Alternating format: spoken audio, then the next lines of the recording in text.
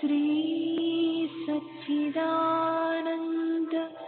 सद्गुरु साईनाथ महाराज की जय।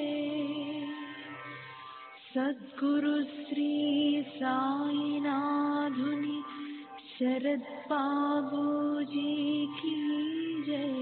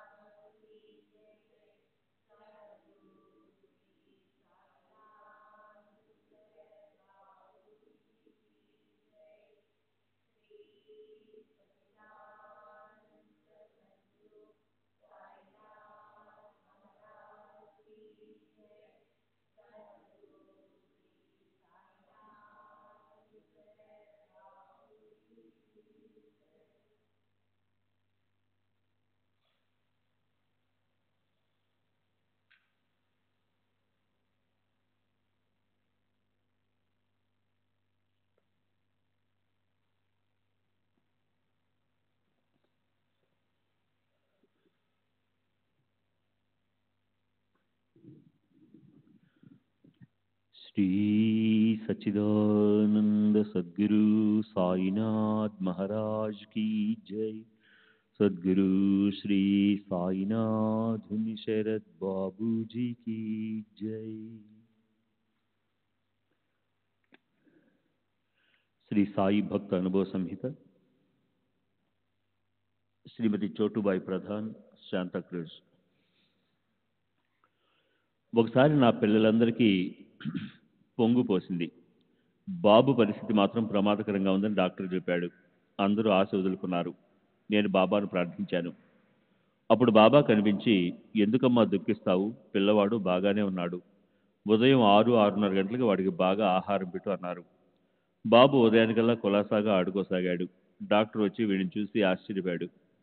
పిల్లవాడికి ఏ ఆహారం పెట్టవద్దన్నాడు, కానీ వాడు అన్నీ తిని ఆరాయించుకున్నాడు. ఒక రాత్రి 11 గంటల సమయంలో బాబా నా కలలో కనిపించి, నిద్రపోతున్నావా, లే, పిల్లవాడికి మూర్ఛ వస్తుంది అన్నారు. నేను వెంటనే లేచి పిల్లవాడిని చూశాను. జ్వరం కానీ మూర్ఛ లక్షణాలు కానీ కనిపించలేదు. కానీ బాబా హెచ్చరించినప్పుడు జాగ్రత్త పడాలి కదా, అందువల్ల వేడి నీళ్లు, నిప్పు, ఉడుకులో మొదలైనవన్నీ సిద్ధంగా ఉంచాను. మా పిల్లలందరికీ అప్పుడప్పుడు మూర్ఛలు వస్తూనే ఉంటాయి. రాత్రి 2 గంటలప్పుడు పిల్లవాడికి మూర్ఛ లక్షణాలు కనిపించాయి. అన్నీ సిద్ధంగా ఉంచుకోబట్టి అవి అర్ధగంటలో తగ్గిపోయాయి. రాబోయే ప్రమాదం గురించి బాబా ముందుగానే హెచ్చరించి నా బిడ్డను కాపాడారు. ఇలా బాబా తరచూ మాకు సహాయపడేవారు. ఒకసారి బాబా నా కలలో కనిపించి వారి పాదాలకు పసుపు కుంకుమ పెట్టమన్నారు. కలలో నేను వారిని అలాగే పూజించాను. నా కల విషయం చాందర్ గారికి చెప్పగా ఆయన వెండి పాదుకలు తీసుకుని షిరిడీకి వెళ్ళు, అవి బాబా ముందుంచి వాటిని తెచ్చి పూజించుకో అన్నారు. నేను అలాగే చేశాను. బాబా తమ పాదాలను ముందుకు చాపి పాదుకలను తమ పాదాలపై పెట్టి పూజించుకోమని చెప్పారు. నేను పూజించుకున్నాను.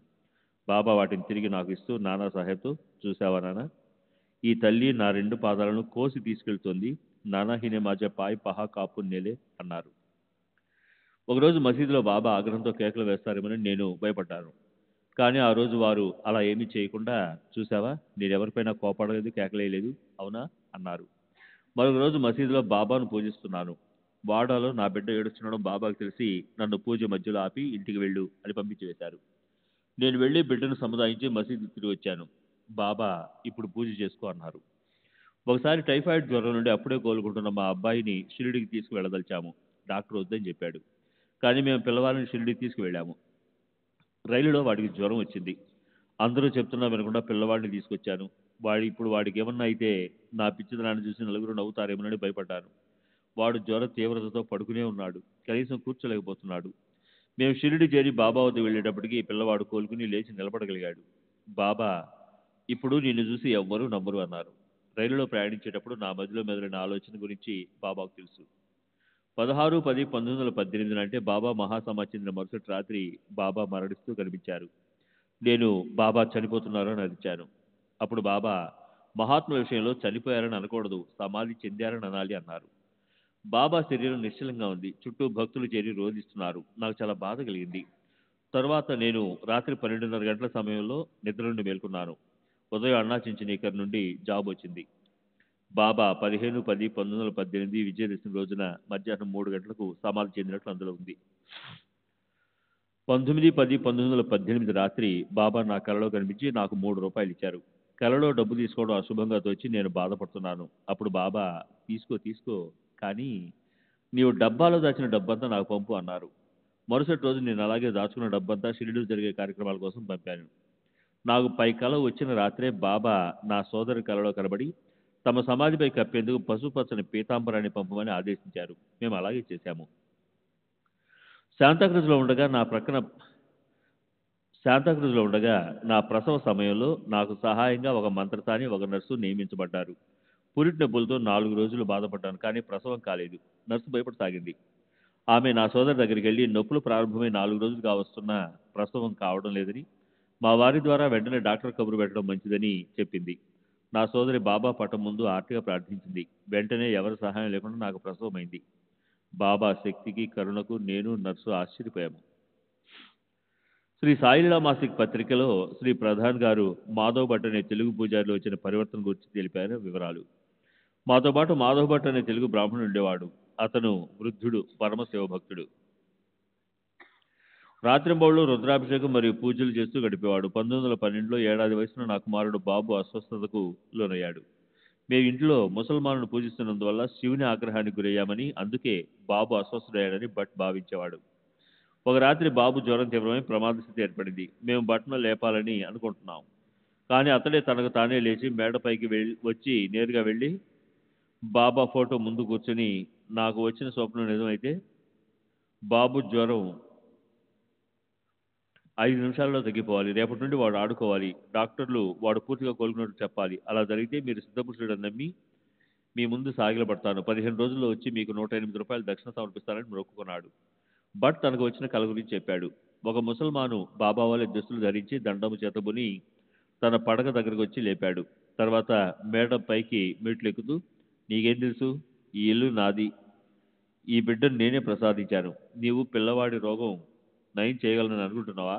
ఆ పిల్లవాడు నావాడు. ఆ విషయం నీకు వెంటనే నిరూపిస్తానని పైకి వెళ్ళాడు. దాంతో తాను మేలుకుని బాబా పటం దగ్గర ప్రార్థించడం జరిగిందని భట్ చెప్పాడు. అతను ప్రార్థించిన గంట తర్వాత బాబు జ్వరం, దగ్గు తగ్గిపోయాయి. పిల్లవాడు చురుగ్గా ఆడుకోసాగాడు. ఇది చూసి భట్ నేరుగా బాబా పటం దగ్గరికి వెళ్ళి సాష్టాంగ నమస్కారం చేశాడు. తరువాత మొక్కు తీర్చడానికి షిరిడి వెళ్ళాడు. బాబా భట్ను చూసిన వెంటనే ఇతడు నన్ను కుక్క అని, పిల్లని, ముసల్మాన్ అని అంటున్నాడు అని భక్తులతో చెప్పారు. బాబా అంతర్యామిత్వానికి భట్ ఆశ్చర్యచకితుడై వారి పాదాలపై పడి నమస్కరించాడు. అప్పుడు బాబా షామాతో, ఈ భట్ నన్ను రోజుకు ఎన్నిసార్లు పూజిస్తాడు అన్నారు. తర్వాత భట్ బాబాను ఇలా ప్రార్థించాడు. మొదటిది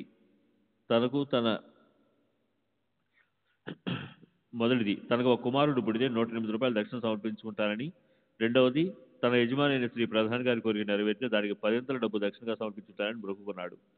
అదే రోజు మధ్యాహ్నం మసీదుకు వెళ్లి బాబాను దర్శించాడు. బాబా అతను దక్షిణ అడిగారు. షామా బాబాతో ఆ ఉదయమే భట్ దక్షిణ సమర్పించాడని చెప్పాడు. అతను ఉదయం ఇచ్చింది చాలా చిన్న మొత్తం, అతను ఇంకా పెద్ద మొత్తమే మనకు ఇవ్వబోతున్నాడు అని బాబా అన్నారు. తన అంతరంగంలోని ఆలోచనల్ని బాబాకు తెలుసునని భట్ చెప్పాడు. 1 సంవత్సరం తర్వాత భట్కు మగపిల్లవాడు పుట్టాడు. భట్ షిరిడీ వెళ్లి బాబాకు 108 రూపాయల దక్షిణ సమర్పించాడు. తన స్వగ్రామంలో అతని సోదరుడు నిర్మించిన దత్త మందిరంలో బాబా ఫోటో నుంచి పూజించసాగాడు. శ్రీ సచ్చిదానంద సద్గురు సాయినాథ్ మహారాజ్ की जय. सद्गुरु श्री साईनाथ शरद बाबू जी की जय.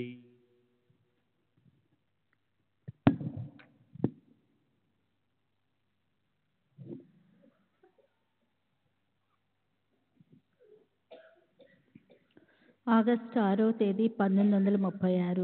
Rao Bahadur Harivinayak Sathe, retired deputy collector, Deccani. వయస్సు 81 సంవత్సరాలు. జననం 1855. బ్రాహ్మణుడు. ప్రస్తుతం నివాసం శుక్రవారపేట, పూనా. నా 44వ ఏట నా భార్య స్వర్గస్థురాలైంది. నాకు ఒక కుమార్తె ఉంది. అప్పటి నుండి నా స్నేహితులు, పరిచయస్తులు నన్ను రెండో వివాహం చేసుకోమని చెప్తుండేవారు.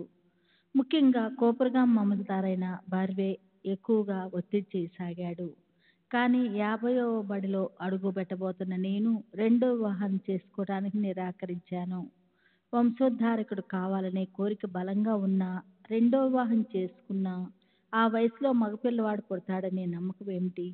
వివాహం చేసుకున్న ఆ వయసులో మగపిల్లవాడు పుడతాడనే నమ్మకం ఏమిటి? అందువల్ల ఎవరైనా మహాత్ములు సూచిస్తే తప్ప ద్వితీయ వివాహం చేసుకోనని నన్ను బలవంత పెడుతున్న స్నేహితులతో గట్టిగా చెప్పాను. 1904లో బార్వేతో కలిసి మసీద్కి వెళ్ళి శ్రీ సాయిబాబాను దర్శించాను.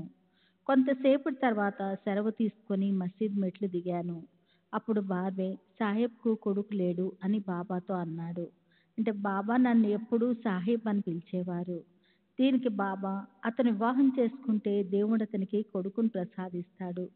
షాదీ కరేగాతో అల్లా బచ్చేదేగా అన్నారు. బాబా మాటలు నేను విన్నాను. దీని తర్వాత బార్వే తదితరులు నన్ను వివాహం చేసుకోమని మరలా ఒత్తిడి చేయసాగారు. కానీ వధువు ఎంపికకు సమయం పట్టవచ్చని నేను భావించాను.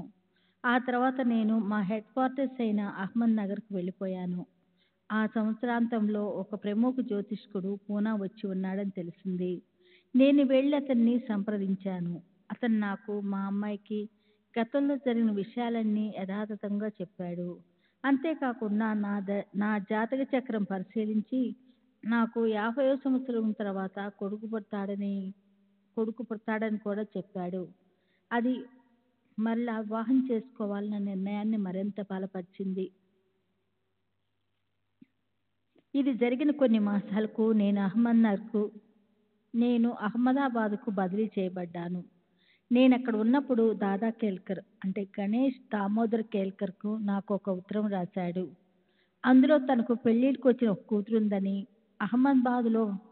అహ్మదాబాద్లో ఆ అమ్మాయికి తగిన సంబంధాలు ఏమైనా ఉంటే తెలపమని వ్రాశాడు.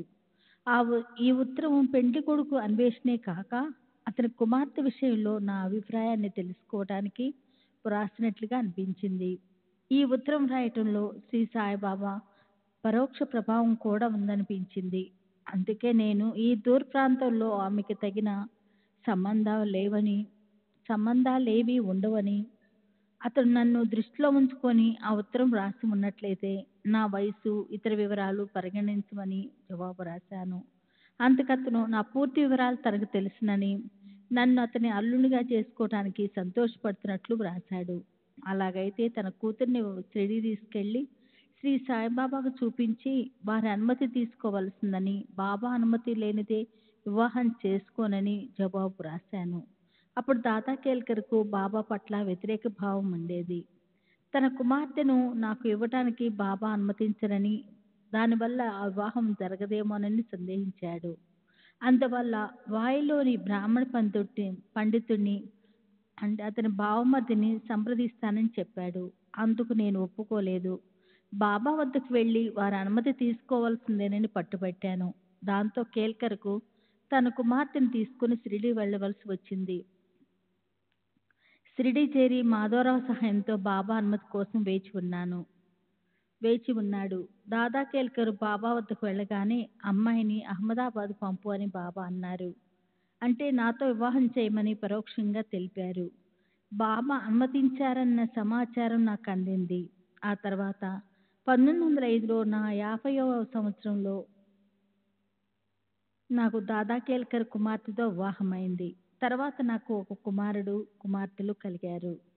సాటేవాడ బాబాకు ఇష్టమైన వేప చెట్టు సమీపంలో గ్రామ సరిహద్దు గోడ ఉండేది. అది చాలా వరకు శిథిలమైంది. ఒకసారి బాబా నాతో ఆ గోడను పడగొట్టి నిర్మించు అన్నారు. శిథిలమై ఉన్న ఆ గ్రామం సరిహద్దు గోడను కూల్చి పునర్నిర్మించమని బాబా ఆదేశమని నేను అర్థం చేసుకున్నాను. అంత పెద్ద గోడ నిర్మించడానికి నేనేం ప్రభువును కాను కదా అని తలచి మౌనంగా ఉండిపోయాను. కానీ బాబా ఉద్దేశం అది కాదని, గ్రామ గోడను కలుపుతూ ఒక వసతి గృహం మాత్రమే నిర్మించమని వారు సూచించినట్లుగా తర్వాత నేను తెలుసుకున్నాను. నేను అక్కడున్న స్థలాన్ని కొని గోడను కలుపుతూ వేప చెట్టుకు ఒకవైపున వసతి గృహాన్ని నిర్మించాను. వేప చెట్టు దగ్గర ఉన్న సమాధి తమ గురువు సమాధి అని బాబా చెప్పారు. వేప చెట్టు చుట్టూ చిన్న అరుగు కట్టి భక్తులు పూజించుకునేందుకు చిన్న గూడు నిర్మించి ప్రక్కగా భవంతి నిర్మించాను. ఆ భవంతిలో కొంత భాగం సమాధిపైకి వచ్చింది. వారి గురువు పేరు కూడా నాతో చెప్పారు, కానీ నాకు గుర్తులేదు. పేర్లు చివరి అక్షరం మాత్రం షాతో కానీ సాతో కానీ పూర్తవుతుంది. బహుశా అది వెంకూసా అయి ఉండవచ్చు. నేను షిరిడి వెళ్ళి కొంతకాలం అక్కడే నివసించాను. అప్పుడు రోజు బాబాకు పూజ చేసి హారతి ఇవ్వడం జరుగుతుండేది. అయితే తర్వాత కొన్ని రోజులకు కానీ గురు పౌర్ణమి రోజున బాబాకు ప్రత్యేక పూజలు ఉత్సవంగా చేసుకోవటం మొదలవలేదు.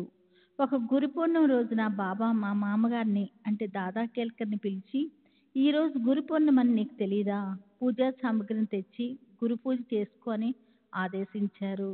మేమందరము ఆ రోజు గురు పూజ చేసుకున్నాము. అప్పటి నుండి గురు పౌర్ణమి రోజున భక్తులందరూ బాబాను పూజించడం మొదలైంది. అది ఈనాటికి కొనసాగుతుంది. బాబా నన్నెప్పుడు హరిబా మొదలైన పేర్లతో పిలిచేవారు కాదు. వారు ఎప్పుడు నన్ను సాహెబ్ అని పిలిచేవారు. నేను మరికొందరు భక్తులు బాబా చెంత ఉండగా దేవుని తత్వం గురించి, సాధనా చతుష్టయం, వివేక వైరాగ్యాలు, సమాధి స్థితి, ముముక్షత్వము, బ్రహ్మము, సచ్చిదానందము మొదలైన వారి గురించి బాబా సుదీర్ఘంగా ప్రసంగించినట్లు సంత కథామృతం గ్రంథంలో వ్రాసి ఉంది. అది సత్యదూరం. బాబా నా దగ్గర ఇలాంటి విషయాల గురించి ఎప్పుడూ మాట్లాడలేదు. ఇతరుల దగ్గర మాట్లాడారో లేదో నేను ఎరగను. తర్వాత భక్త లీలామృతంలో గ్రంథంలోని 31వ అధ్యాయంలో నా వివాహాన్ని గురించి వ్రాయబడిన విషయం వాస్తవం కాదు. దానిని నన్ను సంప్రదించకుండానే వ్రాశారు. వ్రాసిన తర్వాత కూడా నాకు చూపించలేదు. నేను ఇంతకు ముందు మీతో చెప్పిన విషయాలే వాస్తవాలు. నా వివాహం జరగటానికి 1906 తర్వాత నాలో వచ్చిన గొప్ప మార్పుకు బాబానే మూల కారణం.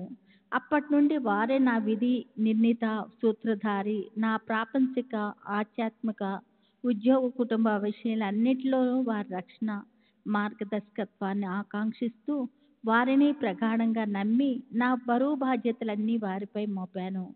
షిరిడిలో వాడా కట్టిన తర్వాత నేను, నా కుటుంబము, మా మామగారు 1906 నుండి 1916 వరకు అక్కడ నివసించేటప్పుడు మా చుట్టూ ఉన్న వాళ్ళు ఈర్ష్యాద్వేషాలు, పగ, ప్రతీకారాలు ఎదుర్కోవాల్సి వచ్చింది. బాబా నిరంతరము జాగరూకత, రక్షణ లేకపోతే ఆ సమస్యల నుండి బయటపడేవాళ్ళం కాదు. ఎన్నో సందర్భాల్లో బాబా అద్భుత రీతిన సహాయం అందించారు. అటువంటివి కొన్ని చెప్తాను. 1909 లేక 1910లో జరిగిన సంఘటన ఇది.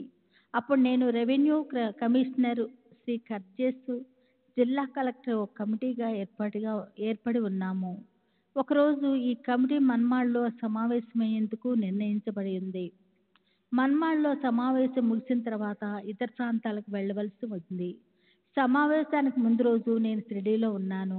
బాబా అభ్యంతరం పెట్టరని తలచి మన్మాడ్ వెళ్ళటానికి అనుమతి కోసం మా మామగారిని బాబా దగ్గరికి పంపాను. అతను తిరిగి వచ్చి బాబా అనుమతి ఇవ్వలేదని చెప్పాడు. ఇది పెద్ద పెద్ద అధికారులతో కూడుకున్న పనని, సమావేశానికి వెళ్ళకపోతే ఉద్యోగం ఊడుతుందని చెప్పాను. మా మామగారు మరలా బాబా వద్దకు వెళ్ళి నా ప్రయాణం గురించి అడిగి చూశారు. కానీ బాబా అనుమతించలేదు. పైగా మన్మాడ్ వెళ్లకుండా నన్ను గదిలోనే బంధించి ఉంచమన్నారట.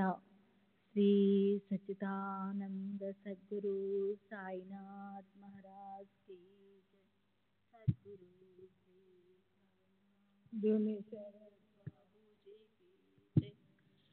ఇలా 3 రోజులు నన్ను షిరిడీలో ఉంచిన తరువాత మన్మాడ్ వెళ్లేందుకు బాబా అనుమతించారు. నేను మన్మాడ్ వెళ్లి విచారిస్తే సమావేశం జరగవలసిన రోజు అధికారులెవ్వరూ రాలేదని, నిర్ణయించిన కార్యక్రమంలో మార్పు జరిగి సమావేశం వాయిదా పడిందని తెలిసింది. పాత కార్యక్రమాన్ని అనుసరించి తదుపరి విడుదలలో బస చేయడానికి కావలసిన గుడారం తదితర సామాగ్రిని రైలు ద్వారా మన్మాడ్ నుండి ఇతర నిర్ణీత ప్రదేశాలకు పంపే ఏర్పాట్లు అప్పటికే నేను చేసి ఉన్నాను. కానీ ఆశ్చర్యకరంగా రైల్వే అధికారుల పొరపాటు వలన అవి పంపబడలేదని, మన్మాడులోనే ఉన్నాయని తెలుసుకున్నాను. ఇది నా మంచికే జరిగింది. ఒకవేళ అవి పంపబడి ఉంటే వాటిని వెతికి తిరిగి తెప్పించుకోవడానికి నానా అవస్థలు పడవలసి వచ్చేది. కాబట్టి మన్మాడ్ వెళ్ళనందువలన నాకు జరిగిన నష్టమేదీ లేదు, ఒక మనశ్శాంతి కోల్పోవడం తప్ప. అంతేకాక షిరిడీలో నా కుటుంబంతో సాయిబాబా సన్నిధిలో ఎక్కువ సమయం గడపగలిగాను. నేను షిరిడీలో ఆగిపోవడం వలన నష్టపోతాననుకోవడం నా అజ్ఞానంగా అనిపించింది. కానీ త్రికాలజ్ఞులైన బాబాకు జరగబోయేదంతా తెలుసు. కావున వారే ఈ ఏర్పాట్లంతా చేశారు. ఇలాంటి సంఘటనలు మనకు బాబాపై ఉన్న నమ్మకం దృఢపడేందుకు తోడ్పడతాయి. శ్రీ సచ్చిదానంద సద్గురు సాయినాథ్ మహారాజ్ కి జై. సద్గురు శ్రీ సాయినాథుని శరత్ బాబూజీకి జై. ఉద్యోగరీత్యా నాకు రావాల్సిన ప్రమోషన్ రాలేదని ఎంతో అసంతృప్తిగా ఉండేది. విసుగు చెంది ఈ విషయం సాయిబాబాకు తెలియజేసి నేను ఉద్యోగానికి రాజీనామా చేస్తానని కూడా చెప్పాను. బాబా అలా చేయొద్దని, నాకు త్వరలోనే ప్రమోషన్ వస్తుందని చెప్పారు. కొన్నాళ్లకు బాబా చెప్పినట్లుగా నా సీనియర్లను మించి వ్యవసాయ సూపరింటెండెంట్గా నాకు ప్రమోషన్ ఇచ్చి కొల్హాపూర్ బదిలీ చేశారు. నా జీతం 100 రూపాయలు పెరగడమే కాకుండా నా సీనియర్ల కంటే నాకు ఎక్కువ పింఛన్ కూడా లభించింది. నా పింఛన్ విషయంలోనూ నాకు ఒక సమస్య ఎదురయ్యింది. పింఛను శాఖ వారు నా పర్మనెంట్ ఉద్యోగమైన డిప్యూటీ కలెక్టర్ ఉద్యోగాన్ని ప్రాతిపదికగా తీసుకొని పింఛను మంజూరు చేశారు. కానీ నేను చివరిగా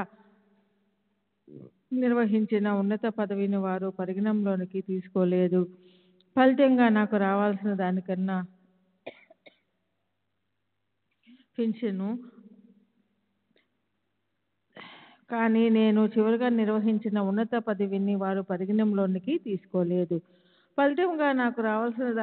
పింఛను ₹50 తగ్గింది. ఈ విషయం నేను సాయిబాబాకు చెప్పాను. ఇలా తక్కువ పింఛను తీసుకునే బదులు అసలు పింఛనే తీసుకోవడం మానివేస్తానని అన్నాను.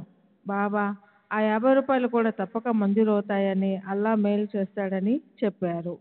నేను రెవెన్యూ కమిషనర్ అయిన కట్నిస్కు అప్పీలు పిటిషన్ పంపాను.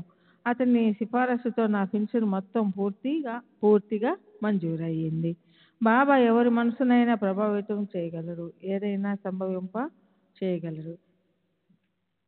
మేగుడు విరంగావులో నేను డిప్యూటీ కలెక్టర్గా పనిచేస్తున్నప్పుడు మేఘశ్యాముడు అనే బ్రాహ్మణ భక్తునితో పరిచయం అయ్యింది. అతను నిరంతరం నమశివాయ అనే పంచాక్షరీ మంత్రాన్ని జపిస్తూ ఉండేవాడు.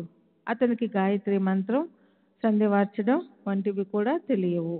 అతని శ్రేయస్సు కోరి గాయత్రి మంత్రాన్ని, సంధ్యవార్చడాన్ని నేర్పించాను. శివ ఆరాధన చేసుకోవడానికి అతనిని బ్రోచ్ అనే ఊరికి పంపుతూ దారి ఖర్చులకు 8 రూపాయలు ఇచ్చాను. అతను ఎప్పుడు ఒంటి కాలుపై నిలబడి శివుణ్ణి ధ్యానించేవాడు. శ్రీ సాయిబాబా పరమశివుని అవతారంగా షిరిడీలో వెలిసి ఉన్నారని వారిని ఒకసారి దర్శించి రమ్మని చెప్పి అతనిని షిరిడీ పంపించాను. కానీ బ్రోచ్ రైల్వే స్టేషన్లో సాయిబాబా మహమ్మదీయుడని విన్నాడు. నిష్కపటి ఆచారపరుడు అయిన అతను ఒక ముసల్మాన్కు నమస్కరించాలన్న ఆలోచనతోనే తీవ్రంగా కలత చెంది తనను షిరిడీకి పంపవద్దని నన్ను వేడుకున్నాడు. కానీ నేను మేగునికి నచ్చజెప్పి అతనిని సాయిబాబాకు పరిచయం చేయమని మా మామగారికి జాబు రాసి అతనికి ఇచ్చి షిరిడీ పంపాను. అతను షిరిడీకి వెళ్ళి మసీదులోనికి అడిగిడే సమయంలో సాయిబాబా అతనిని చూస్తూనే ఈ దుష్టుణ్ణి తరిమేయండి అని మసీదులోనికి రానివ్వలేదు. అంతేకాకుండా అటువంటి మూర్ఖుణ్ణి తమ వద్దకు పంపామనని నా మీద కూడా బాబా కోపడ్డాడట. మేగుడు నిరాశపడి త్రయంబకు వెళ్ళి అక్కడ గంగాద్వార్లో 1.5 సంవత్సరం పాటు శివుణ్ణి పూజిస్తూ గడిపాడు. తిరిగి షిరిడీ వెళ్ళాడు. ఈసారి మా మామగారి ప్రమేయంతో అతనికి మసీదులోనికి ప్రవేశించేందుకు, షిరిడీలో ఉండేందుకు అనుమతి లభించింది. బాబా వాచ బోధించకపోయినా క్రమేణా మేగుణ్ణి అంతరంగంలో పరివర్తన తెచ్చారు. ఆ మార్పు అతనికి ఎంతో లబ్ధి చేకూర్చింది. మేగుడు నిరంతరం బాబాను సేవిస్తూ బాబాకు మధ్యాహ్న, సాయంత్ర హారతులు క్రమం తప్పకుండా నిర్వహించేవాడు. 1912లో మేగుడు చనిపోయాడు. బాబా తమ చేతులతో అతని మృతదేహాన్ని స్పృశించి ఇతడు నా నిజమైన భక్తుడు అన్నారు. అంతేకాక అంత్యక్రియలైన తర్వాత తమ ఖర్జులతో బ్రాహ్మణులందరికీ భోజనం ఏర్పాటు చేయమని ఆదేశించారు. బావు సాహెబ్ దీక్షిత్ బాబా ఆజ్ఞ నెరవేర్చాడు. షిరిడీ విడుచుట. బాబా సర్వరాజనాంచనాలతో వైభవంగా మసీదు నుండి చావడికి వెళ్తున్నప్పుడు నేను బాబా దర్బారు యొక్క రాజదండాన్ని చిహ్నాన్ని పట్టుకొని బాబా ముందు నడిచేవాడిని. అంతటి విశిష్టమైన సేవ నాకు లభించిందని చాలామందికి నాపై అసూయగా ఉండేది. వాళ్ళు మరికొందరు గ్రామస్తులు కలిసి నానావళిని నాపై ఉసిగొల్పి నన్ను బాధించి అవమానించుట ద్వారా షిరిడీ నుండి తరిమివేయాలని కుట్ర పన్నారు.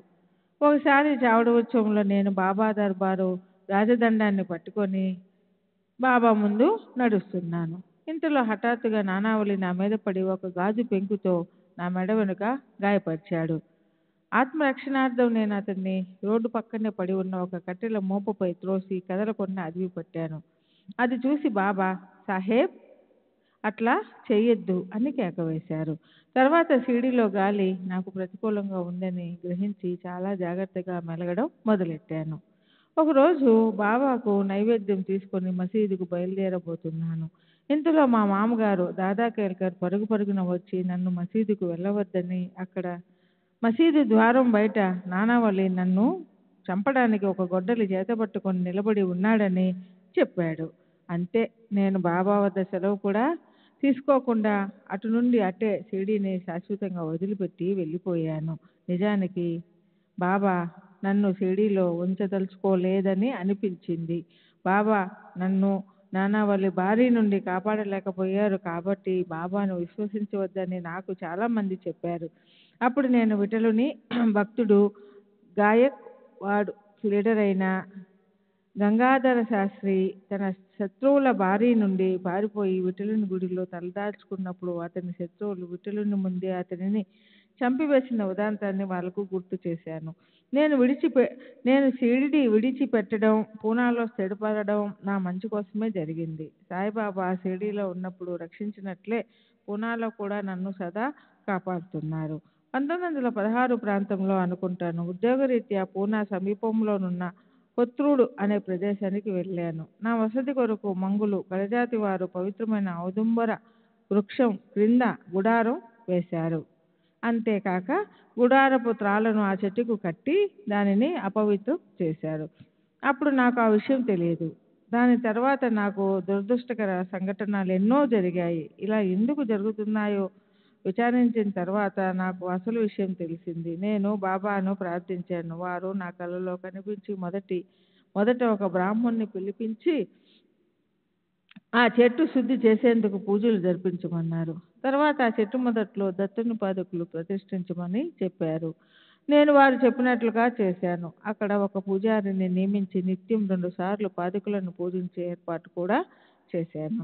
28/8/1936 తేదీన కొనసాగిన సంభాషణలు. నా స్వభావం గురించి చెప్తూ బాబా సాహెబ్ కల్లా కపటం లేని మనిషి అన్నారు. అందువల్ల వారు నన్నెప్పుడు కొట్టలేదు, తిట్టలేదు. కానీ బాబా ఇతర భక్తులను కొట్టేవారు, తిట్టేవారు. ఓసారి మాత్రం నన్ను కొడతానని బెదిరించారు. దీనికి కారణం నేను చేసిన పొరపాటే. మా మామగారికి నాకు ఏవో మనస్పర్ధలు ఉన్నందువల్ల నేను షిరిడీలో వేరుగా ఉండసాగాను. నా బసలో ధనుర్మాస వేడుకలను జరుపదలిచి అందరినీ ఆహ్వానించాను. మా మామగారిని మాత్రం ఆహ్వానించలేదు. నేను బాబాను ఆహ్వానించడానికి మసీదుకి వెళ్ళినప్పుడు నన్ను చూడగానే ఆ కర్రని ఇలా తీసుకుని రా అని ఒక భక్తుడిని ఆదేశించారు. నేను మౌనంగా నిలబడిపోయాను. వెంటనే బాబా మనస్థితి మారింది. సరేలే నేను వస్తాను అన్నారు. ఆ రోజు వారి కోపానికి మరొక కారణం కూడా ఉంది. ఆ ఉదయం నేను ఒక మార్వాడికి సంబంధించిన తగాదాలలో అనవసరంగా తలదూర్చాను. ఇది కూడా బాబాకు నచ్చి ఉండదు. నేను ఒకసారి బాబా చేతిలో దెబ్బలు తినని వాడిని నేనొక్కడినే అని గొప్పగా చెప్పుకున్నాను. ఇది విని మాధవరావు దేశపాండే నా ముందే బాబాను అందుకు కారణం అడిగాడు. బాబా అతనిని నేనెందుకు కొట్టాలి? అతనిని కొట్టడానికి అతని మామ ఉన్నాడు కదా అన్నారు.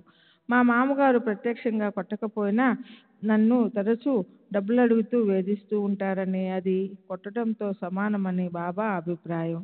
బాబా నన్ను ఆడంబరాలకు, గర్వానికి, చెడు పనులకు దూరంగా ఉంచి నా ఆధ్యాత్మిక ఉన్నతికి సహాయపడేవారు. కొన్ని ఉదాహరణలు చెప్తాను. చాటేవాడ శంకుస్థాపన కార్యక్రమం ఒక పౌర్ణమి రోజు జరిగింది. ఆ రోజు జరుగుతున్నట్లు నాకెవరూ తెలియపరచలేదు. పౌర్ణమి ముందు రోజు నేను వేరే షిరిడీ బయలుదేరాము. మా ప్రయాణం గురించి ఎవరికీ చెప్పలేదు. మేము ఆ రోజు సాయంత్రానికి కొప్పర్గాం చేరాము. రాత్రిపూట బాబాను దర్శించడం కష్టమవుతుందని ఆ రాత్రికి కొప్పర్గాంలో ఉండి ఉదయమే షిరిడీ వెళ్దామని చెప్పి వేరే నన్ను ఒప్పించాడు. మేము ఉదయమే లేచి షిరిడీకి వెళ్ళాము. మేము వెళ్ళే సమయానికి బాబా లెండి నుండి వస్తూ కనిపించారు. వారి దర్శనం కోసం 80-90 మంది జనం ప్రోగై ఉన్నారు. మేము వెళ్ళి సాష్టాంగ ప్రణామం చేశాం. బాబా, నీవు సరైన సమయానికే వచ్చావు. వాడా శంకుస్థాపన కార్యక్రమం జరపాలి అన్నారు. నేను శంకుస్థాపన కార్యక్రమం ఆడంబరంగా జరుగుతుందని ఆశపడ్డాను. నేను వెంటనే పార తీసుకొని త్రవ్వడానికి ఉపక్రమించాను. ఇది చూసి బాబా, నువ్వు అక్కడికి ఎందుకు వెళ్ళడం? అవన్నీ మనకెందుకు? అవన్నీ తాపి మేస్త్రీలు, పనివాళ్ళు చూసుకుంటారు అని నన్ను ఆపేశారు. దాంతో పద్ధతి ప్రకారం జరగవలసిన విధంగా శంకుస్థాపన కార్యక్రమం జరగలేదు. తర్వాత మా మామగారు నేను పౌర్ణమి రోజు వస్తున్నట్లు తనకు ముందు రోజే తెలుసునని, అందుకే ఆ రోజు శంకుస్థాపన కార్యక్రమం తలపెట్టారని చెప్పాడు. నేను వస్తున్నట్లు అతనికి ఎలా తెలిసిందని అడిగినప్పుడు, ముందు రోజు బాబా సాహెబ్ రేపు వస్తున్నాడు, ఈ విషయం నాకు చాకలి చెప్పింది, సాహెబ్ యొక్క గుడారాన్ని ఆమెకు ఉతకడానికి వేశారట అని అన్నారని చెప్పాడు. నేను గుడారము పంపలేదు, నేను వస్తున్నట్లు చాకలికి కబురు చేయలేదు. ముందు రోజు రాత్రి వేరే నన్ను కోపర్గాంలో ఆపేయడం మంచిదే అయ్యింది. మా మామగారి తండ్రి వైపు బంధువులు ఎవరో చనిపోయారు. అతని దిన కర్మక్రతువులు ఆ రోజు జరిపించారు. ఇల్లంతా మైలుపడి రోదనలతో గందరగోళంగా ఉంది. మేము వచ్చి ఉంటే మాకు మడిగా వండి వడ్డించేందుకు కూడా ఎవరూ లేరని తెలిసింది. బాబా తమ బిడ్డల చర్యలను వాళ్ళు ఎంత దూరంలో ఉన్నా జాగరూకతతో గమనిస్తూ ఉంటారు. ఓసారి నేను కోపావేశానికి లోను కాకుండా ఎటువంటి క్రూర చర్యలకు పాల్పడకుండా బాబా కాపాడారు. మా మామగారు షిరిడీ సమీపంలో 20 ఎకరాల భూమిని కొనమని నాకు సలహా ఇచ్చాడు. నేను ఆయనకు 1200 రూపాయలు పంపాను. దానితో ఆ 20 ఎకరాల భూమిని కొన్నాడు. ఒకరోజు నేను షిరిడీలో ఉన్నప్పుడు ఆ భూమిని చూడాలనే కోరిక కలిగింది. కానీ మా మామగారు ఏవేవో సాకులు చెప్తూ వాయిదా వేస్తూ వచ్చారు. తన సోదరుని కుమారుడు బాబు చనిపోవడంతో బాబు భార్య వాళ్ళతోనే ఉంది. ఆమెకు ఈ పొలం విషయం తెలిస్తే దానిలో భాగం అడుగుతుందని అతని భయం. కానీ నేను ఆ భూమిని చూడాలని పట్టు వీడలేదు. ఒకరోజు భూమిని చూడాలని నిర్ణయించుకొని తాత్య దగ్గర నుండి బండిని తెప్పించాను. నా భార్య మొదట వస్తానని చెప్పింది. కానీ చివరి నిమిషంలో తన తండ్రి గారి మాటలకు తల ఒగ్గి రానని చెప్పింది. నేను కోపావేశంతో రెచ్చిపోయి బండివాణి నుండి కొరడా లాక్కొని చెప్పిన మాట వినేందుకు ఆమెను కొట్టబోయాను. హఠాత్తుగా మేగుడు పరిగెత్తుకుంటూ వాడాకు వచ్చి, బాబా నన్ను వెంటనే మసీదుకు రమ్మంటున్నారని చెప్పాడు. నేను బాబా దగ్గరికి వెళ్ళాను. నేను మసీదుకు వెళ్ళగానే బాబా నన్ను చూసి, ఏంటి విషయం, ఏం జరిగింది అని అడిగారు. అంతేకాదు, నా భార్య మరియు మామగారు ఎందుకు అలా చేయాల్సి వచ్చిందో నాకు అర్థమయ్యేలా, నీ పొలం అక్కడే ఉంటుంది, దానిని చూడవలసిన అవసరం ఏముంది అని మందలించారు. నా అనవసర కోపానికి తొందరపాటుకు సిగ్గుపడి తిరిగి వచ్చాను. నా ప్రవర్తనను శ్రేయస్సును బాబా గమనిస్తూనే ఉండేవారు. బాబా నన్ను నైతికంగా పతనం కాకుండా కాపాడిన మరో సంఘటన గురించి వివరిస్తాను. ఓసారి కుతూహలం కొద్దీ మొదటిసారిగా ఒక భక్తురాలి ఇంటికి వెళ్ళాలని అభిలషించాను. ఆమె ఇంటికి వెళ్ళే ముందు, పలానా చోటుకు వెళ్ళావా అని బాబా అడిగారు. అక్కడి ప్రదేశాల పేర్లు నాకు తెలియవు కనుక బాబా అడిగిన ప్రశ్నలోని మర్మం నాకు బోధపడటం లేదు. బాబా అంతటితో ఆ విషయాన్ని ఆపేశారు. తర్వాత నేను ఆ స్త్రీ ఇంటికి వెళ్ళి ఆమెతో సంభాషించసాగాను. త్వరలోనే చెడు ఆలోచనలు నా మనసును తొలచసాగాయి. అప్పుడు అకస్మాత్తుగా ఆ ఇంటి ముందు బాబా ప్రత్యక్షమై మూసి ఉన్న తలుపులను త్రోశారు. వాకిట నుండే బాబా ఎంత గొప్ప కార్యానికి పొనుకోబోతున్నావో అను అర్థం వచ్చే రీతిలో ఏవో సంజ్ఞలు చేసి అంతరార్థమయ్యారు. ఇలా నా చెడు ఆలోచనలు నా మనసులో స్థిరపడి వాటిని ఆచరణలో పెట్టక ముందే వారు సమయానికి వచ్చి నన్ను హెచ్చరించారు. నా తప్పులు తెలుసుకొని వెంటనే ఆ ఇంటి నుండి వెనుదిరిగాను. తిరిగి ఆ ఛాయలకు వెళ్ళలేదు. తర్వాత నేను వెళ్ళవలసిన చోటుకు స్థానికంగా ఉన్న పేరు, బాబా ఆ రోజు ప్రస్తావించిన పేరు ఒకటేనని తెలిసి నేను ఆశ్చర్యపోయాను. కుటుంబ వ్యవహారంలో బాబా నా కుటుంబ, ఉద్యోగ, ఆధ్యాత్మిక విషయాలలో సహాయపడేవారు. 1904లో నేను తిరిగి వివాహం చేసుకుంటే భగవంతుడు నాకు కుమారుణ్ణి ప్రసాదిస్తాడని బాబా చెప్పారు. 1905లో దాదా కేల్కర్ కుమార్తెను నాకు భార్యగా ఎంపిక చేశారు.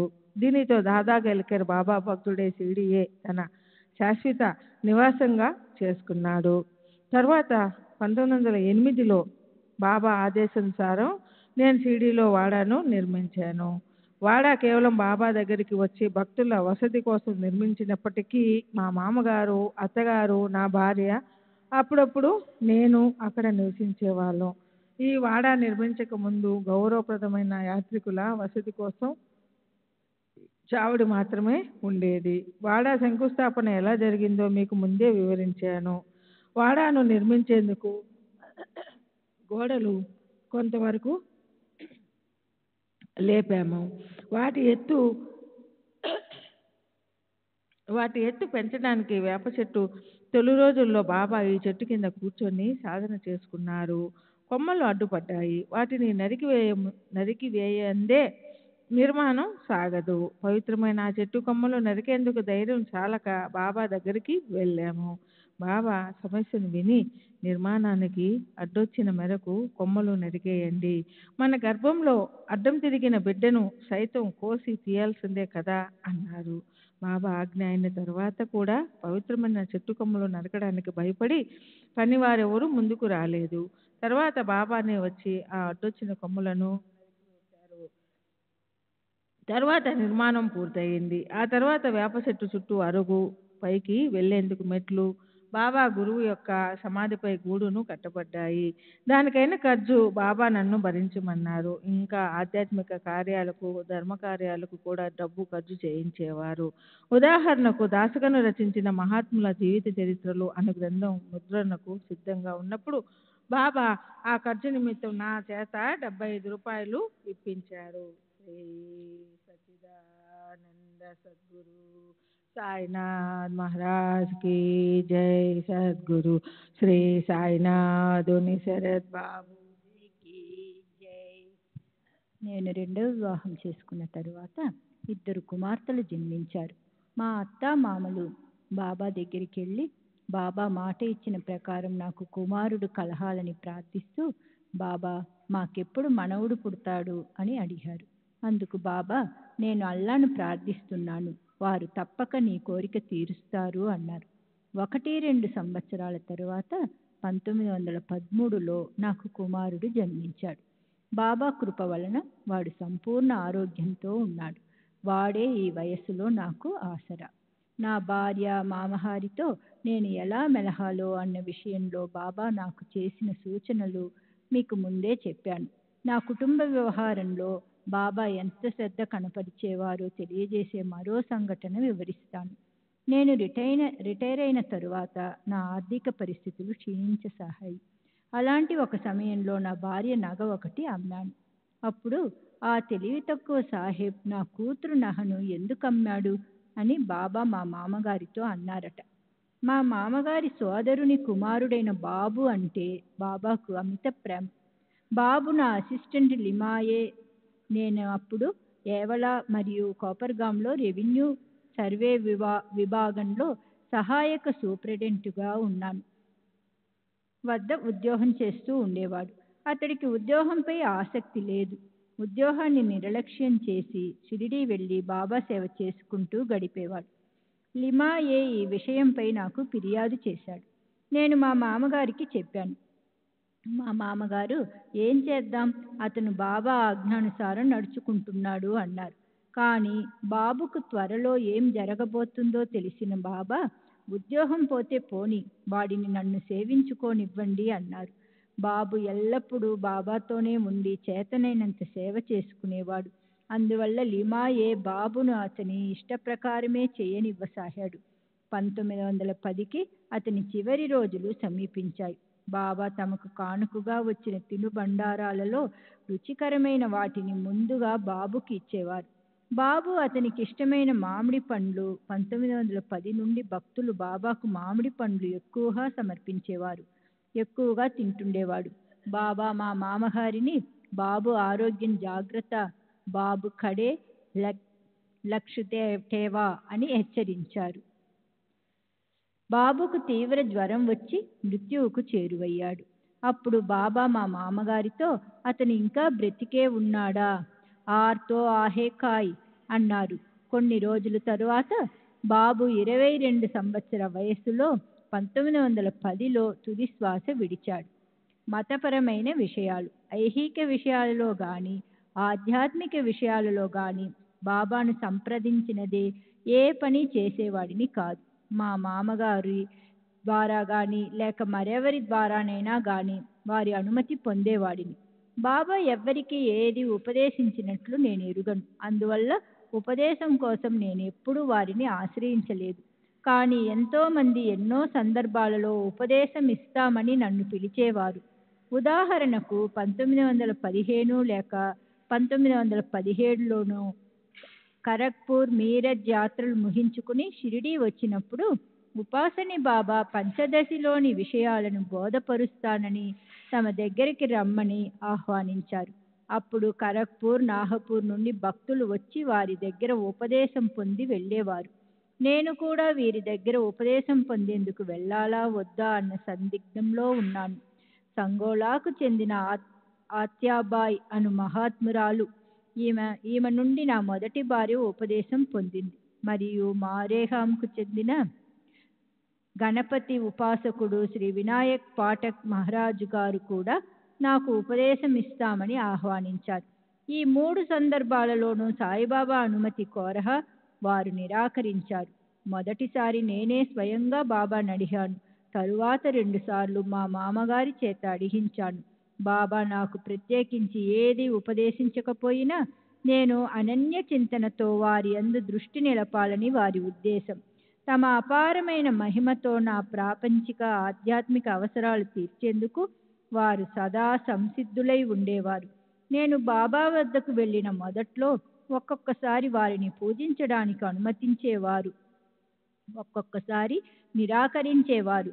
ఒక గురు పూర్ణిమ రోజున మాత్రం నేను, మా మామగారు అందరూ తమను సామూహికంగా పూజించేందుకు బాబానే ఆదేశించిన విషయం ముందు తెలిపాను కదా.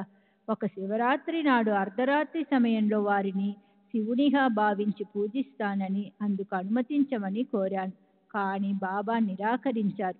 ఆ రోజు శివాలయాలన్నింటిలో అర్ధరాత్రి పూజలు నిర్వహిస్తారు. అదేవిధంగా బాబాను పూజించాలని మా కోరిక. దాంతో నేను, మేగుడు అర్ధరాత్రి రహస్యంగా మసీది మెట్ల దగ్గర పూజ నిర్వహించాలని తలచాము. బిల్వపత్రాలు, చందనం మొదలైనవి తీసుకుని అర్ధరాత్రి మసీది చేరాము. మేము రావడం గమనించిన తాత్య మమ్మల్ని వెళ్ళిపొమ్మని చేతులతో సైగ చేశాడు. బాబా నిద్రిస్తున్నట్లు కనిపించడంతో మేము ధైర్యంగా మసీది మెట్లపై చందనం పూసి బిల్వపత్రాలు వేశాం. వెంటనే బాబా మేలుకుని ఎవరిని ఉద్దేశించినట్లు కాకుండా పెద్దగా కప్పులు ఎగిరిపోయేటట్లు తిట్టడం ప్రారంభించారు. వారి అరుపులకు, తిట్లకు గ్రామమంతా మేల్కొని గ్రామస్తులందరూ మసీది చేరారు. బాబా నిరాకరించిన తరువాత కూడా రహస్యంగా పూజను నిర్వహించి ఎవరికీ దక్కని పుణ్యం పొందేందుకు ప్రయత్నం చేయడం తప్పని గ్రామస్తులు మమ్మల్ని నిందించారు. బాబా నన్ను ఎవ్వరి నుండి ఉపదేశం పొందనవసరం లేదని చెప్పారు. కానీ నేను సాధు సత్పురుషులను గౌరవించి ఆదరించాలని మాత్రం అభిలషించేవారు. అంతేకాదు, ఒక సత్పురుషుడు స్వయంగా మా ఇంటికి వచ్చేలా బాబా చేశారు. దోపేశ్వర్కు చెందిన కాకా మహారాజు. కాకా మహారాజు గొప్ప సిద్ధ పురుషుడు. వారు 25 సంవత్సరాల క్రితం పూనా వచ్చి దేవులే అనువానింట్లో బస చేశారు. భక్తులెందరో వారిని దర్శించి తమ ఇంటికి వచ్చి ఆతిథ్యం స్వీకరించమని కోరారు.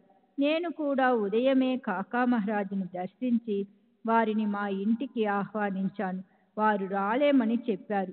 ఆ మధ్యాహ్నం నేను ఆఫీసులో ఉండగా కాకా మహారాజు మా ఇంటికి వస్తారన్న కబురు అందుకుని ఆశ్చర్యపోయాను. నేను వెంటనే వారికి టాంగా పంపి ఇంటికి వెళ్ళాను. కాసేపటికి మహారాజు వచ్చారు. ఉదయం రాలేనని చెప్పారు కదా, ఇంతలోనే మనసు మార్చుకోవడానికి కారణమేమిటని వారిని అడిగాను. వారు మా ఇంట్లో గోడకు తగిలించి ఉన్న సాయిబాబా ఫోటోను చూపిస్తూ, నేను మీ ఇంటికి వచ్చి నిన్ను చూసేదాకా వీరు నన్ను నిలవనీయలేదు అన్నారు.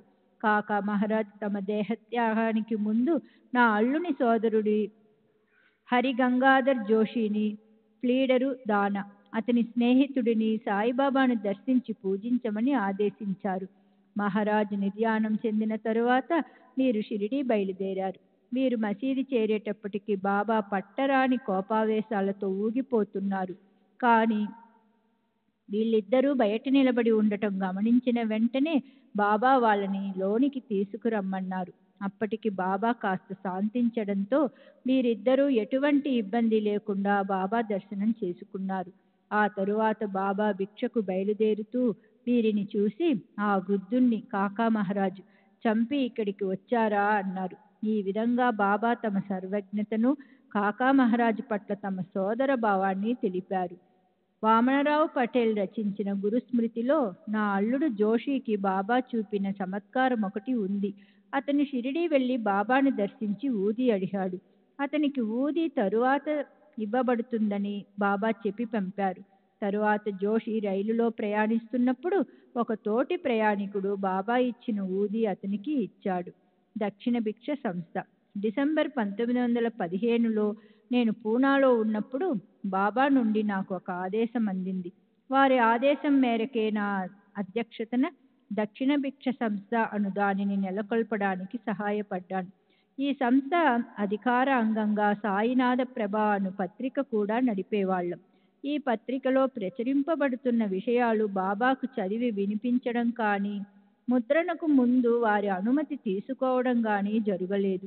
ఈ పత్రిక ఆయుర్దాయం బహు స్వల్పమే, సంవత్సరంలోపు. సాయినాథ్ ప్రభ పత్రికల కాపీలు కూడా లభ్యం కావడం లేదు, 1-2 భాగాలు తప్ప. ఈ భాగాలలో 1915, 1917, 1918లలో షిరిడీ సంస్థాన్ స్థితిగతులు, వివరించబడి ఉన్నాయి. ఈ పత్రిక సంపాదకునిగా సుందర్రావు నారాయణ్ వ్యవహరించాడు. మొదటి భాగంలో నీతి వాక్యాలను, పత్రిక ఆశయాలను రామ్గిర్ అను కలం పేరుతో రచించినది ఇతనే. ఇప్పుడు అతడు ఎక్కడ ఉన్నాడో ఏమయ్యాడో కూడా నాకు తెలియదు. సంస్థ స్థాపించబడిన 11 నెలలకు రాధాకృష్ణాయి మరణించింది. సాయి సంస్థానకు చెందిన వస్తువులన్నీ ఆమె ఆధీనంలో ఉండేవి. విల్లు రాయకుండా చనిపోయిన బ్రాహ్మణ వితంతు అయినందున, ఆమెకు ఎవరూ వారసులు లేనందున పోలీసులు వచ్చి ఆమె ఆధీనంలో ఉన్న ఆస్తులన్నీ స్వాధీనం చేసుకున్నారు.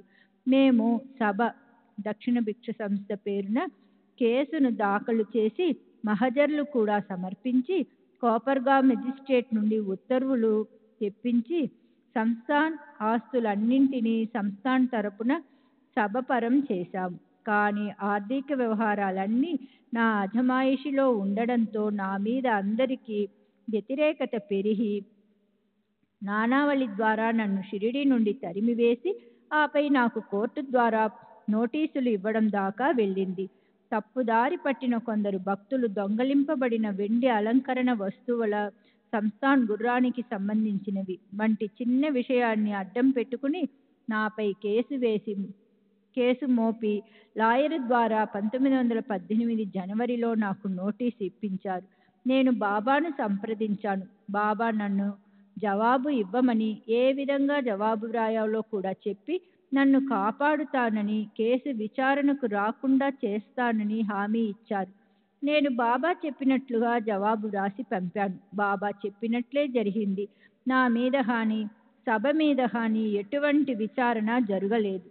బాబా మరియు ఇతర మహాత్ములు వారి అంతర్జ్ఞానం. నేను షిరిడీలో ఉండగా బాబా ఒకరోజు మామూలుగా వెళ్లే సమయానికి లెండి తోటకు బయలుదేరలేదు.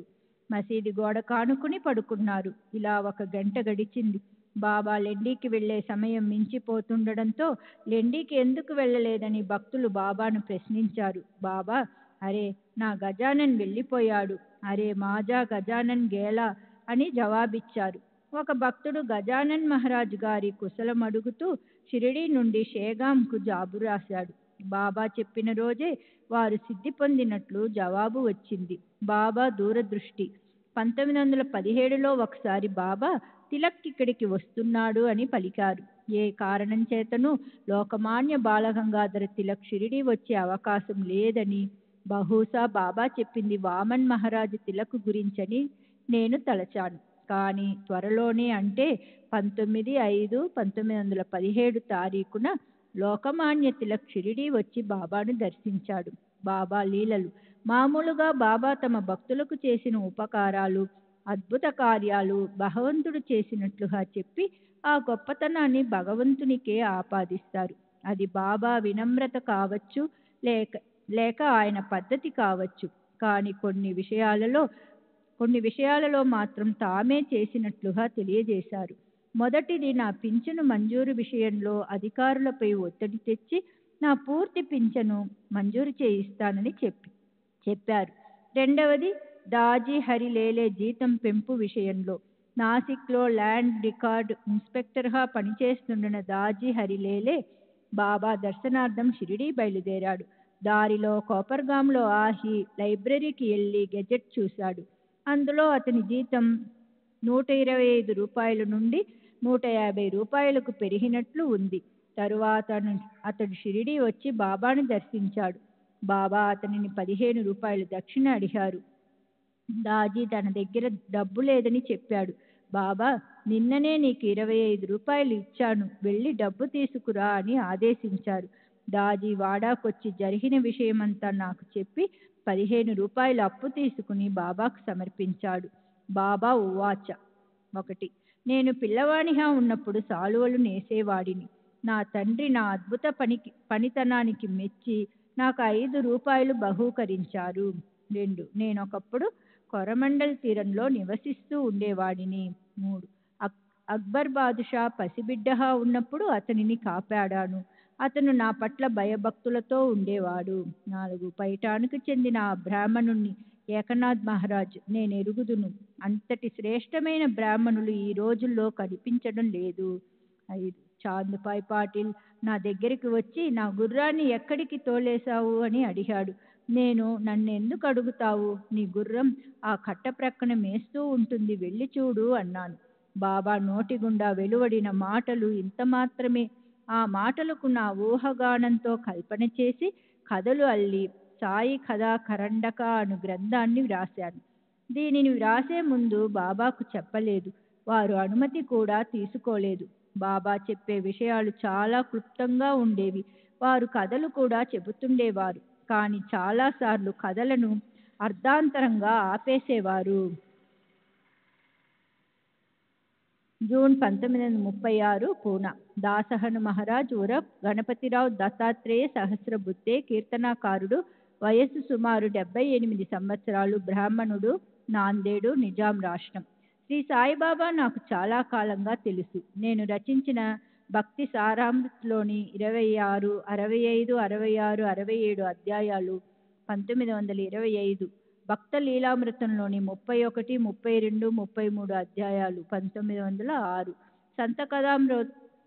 సంత కథామృతిలోని 57వ అధ్యాయంలో బాబాను గురించి పేర్కొని ఉన్నాను. భక్త లీలామృతంలోని 31వ అధ్యాయము, సంత కథామృతంలోని 57వ అధ్యాయము రెండు బాబా భౌతికంగా ఉన్నప్పుడే ప్రచురితమయ్యాయి. బాబా తమ గతానికి సంబంధించిన కొన్ని వాస్తవాలను స్వయంగా వెల్లడించారు. అవి చాలా స్వల్పమే. దానికి తోడు నేను వారితో గడిపిన సమయం నామమాత్రమే. నేను బాబాను అరుదుగా దర్శిస్తూ ఉండేవాడిని. షిరిడీలో ఉన్నప్పుడు బాబా నన్ను మసీదులో ఎక్కువ సమయం ఉండనిచ్చేవారు కాదు. విఠల్ మందిరానికి పంపేవారు. అక్కడ మహాత్ముల జీవిత చరిత్రలు రచిస్తూనో విష్ణు సహస్రనామం పఠిస్తూనో గడిపేవాడిని. నేను బాబాను గురించి వ్రాసే ముందు వారి గురించి కొన్ని పరిశోధనలు జరిపాను. కొన్ని వాస్తవాలు నా స్వీయ పరిశీలనతో వ్రాసినవి. పోలీసు శాఖలో హవల్దారుగా పనిచేసినందున నాకు ఈ పరిశోధన సులభంగా సాగింది. నాకు సాహిత్యం పట్ల, నాటక కళ పట్ల మక్కువ ఉండేది. అందువలన నేను వీధి నాటకాలలో, తమాషాలలో పాల్గొనేవాడిని. అంతేగాక సాహిత్యంలో కూడా ప్రవేశం ఉండడంతో లావణి మొదలైన ఛందస్సులను ఉపయోగించి ఆసువుగా పద్యాలు చెప్పగలిగేవాడిని. నేను పోలీసు శాఖలో పనిచేస్తున్నప్పుడు నానాసాహెబ్ చందోర్కర్ డిప్యూటీ కలెక్టర్గా పనిచేస్తూ ఉండేవాడు. అతను నన్ను బాబా దగ్గరకు తీసుకెళ్లాడు. బాబా నన్ను చూసిన వెంటనే నా భవిష్యత్తు చదివి నా కాలక్షేపపు కార్యక్రమాలను, ఉద్యోగాన్ని మాన్పించి ఆధ్యాత్మిక పదంలో నన్ను నడిపించాలని సంకల్పించారు.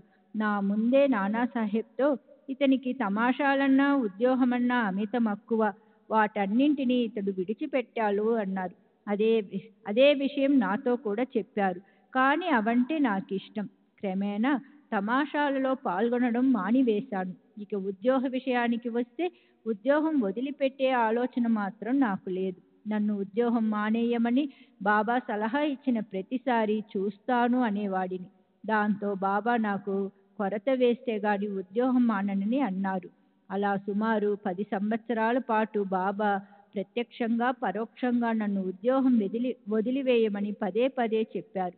ఇక బాబా నన్ను ఎన్నోసార్లు శిక్ష, అవమానం, మరణం నుండి కూడా కాపాడి చివరికి 1903లో నా అంతట నేనే ఉద్యోగాన్ని త్యజించే పరిస్థితులు కల్పించి ఉద్యోగానికి ఏ విధంగా రాజీనామా చేయించారో అన్న వివరాలను తరువాత వెల్లడిస్తాను.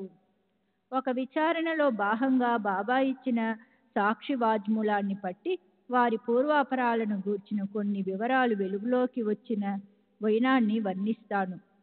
నగలు దొంగలించినట్లుగా ఒక వ్యక్తిపై ధూళే తహసీల్దార్ మెజిస్ట్రేట్ కోర్టులో నేరం మోపబడింది. ఆ వ్యక్తి తనకు ఆ నగలు షిరిడీలో ఉన్న సాయిబాబా ఇచ్చారని, అందుకు వారే సాక్ష్యమని చెప్పాడు. దాంతో సాయిబాబాను కోర్టుకు హాజరు కావాల్సినదిగా కోర్టు వారు సమన్లు జారీ చేశారు. బాబా ఆ సమన్లు పుచ్చుకోవడానికి నిరాకరిస్తూ వాటిని దునిలో వేశారు. కానీ బాబాకు సమన్లు అందజేసినట్లు రిపోర్టు పంపబడింది. సమన్లు పంపినారు ఆనంద్ వల్ల సాక్ష్యం ఇచ్చేందుకు కోర్టులో బాబాను హాజరుపరచమని వారెంట్ జారీ చేయబడింది. ఈ వారెంట్ తీసుకుని కోపర్గాంకు చెందిన గణపతిరామ్జీ అను హెడ్ కానిస్టేబుల్ మసీదుకి వచ్చాడు. బాబాను అరెస్టు చేయడానికి అతనికి ధైర్యం లేదు. అందువల్ల వారెంటులోని విషయాలు బాబాకు చెప్పి తనతో కోర్టుకు రమ్మని అభ్యర్థించాడు. కానీ బాబా తిరస్కరించారు. పైగా కోపంతో ఆ వారెంట్ను చెత్తకొప్పులో వేయమన్నారు.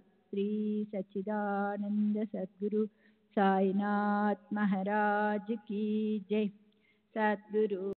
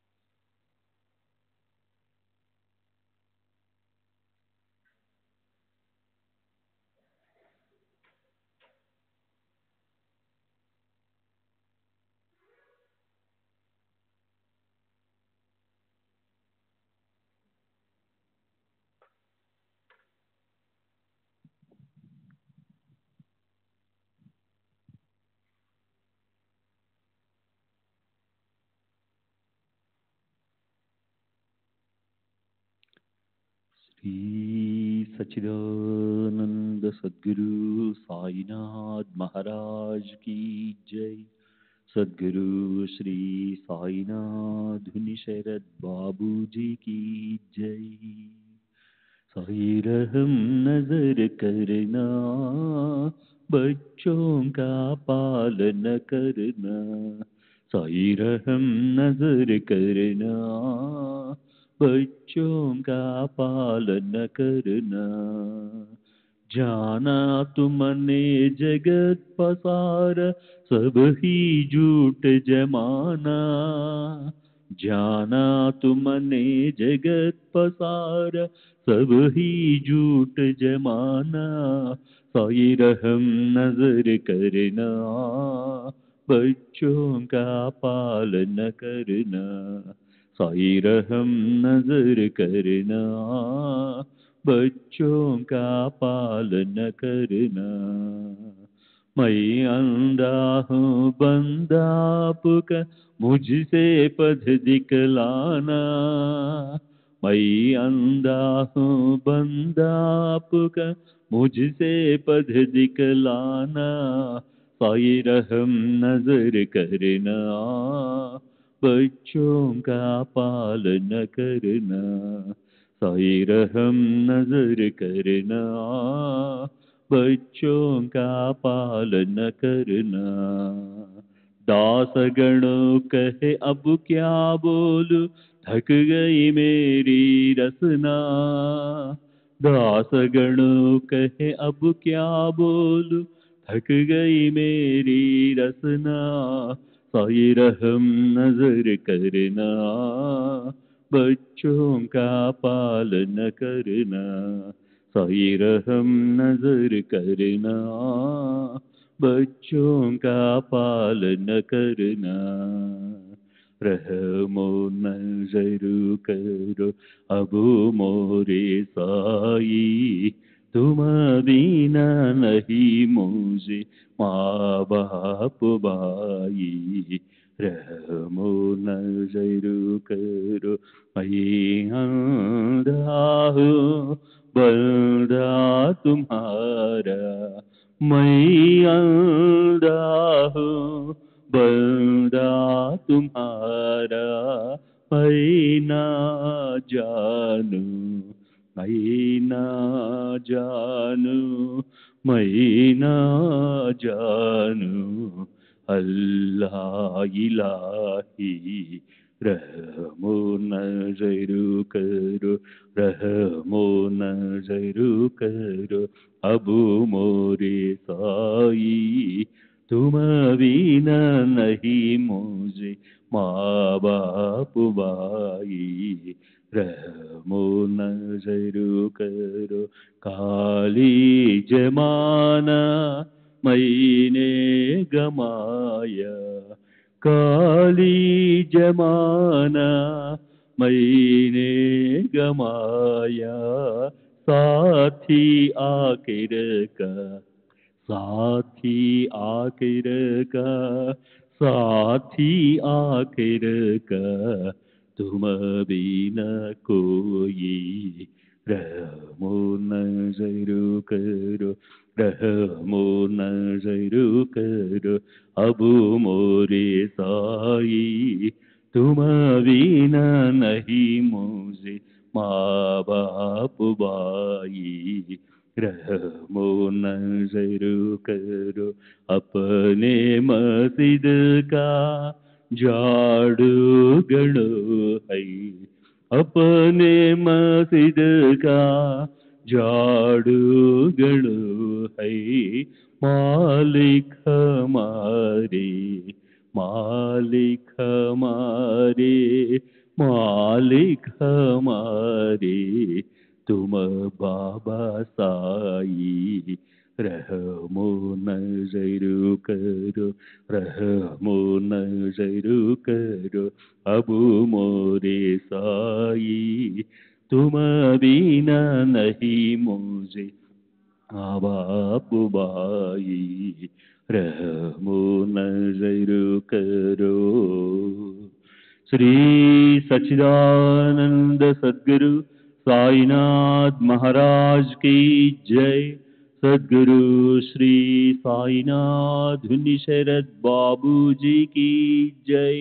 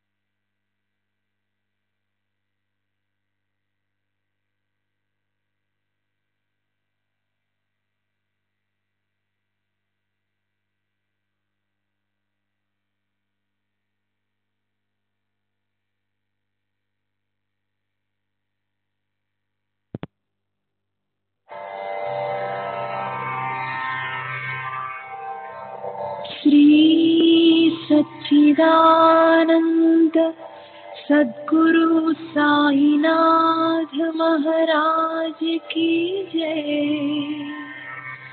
सद्गुरु श्री साईनाथुनि शरद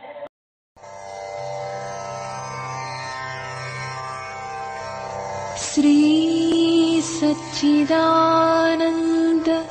सद्गुरु साईनाथ महाराज की जय। सद्गुरु श्री साईनाथुनि शरद बाबू जी की जय।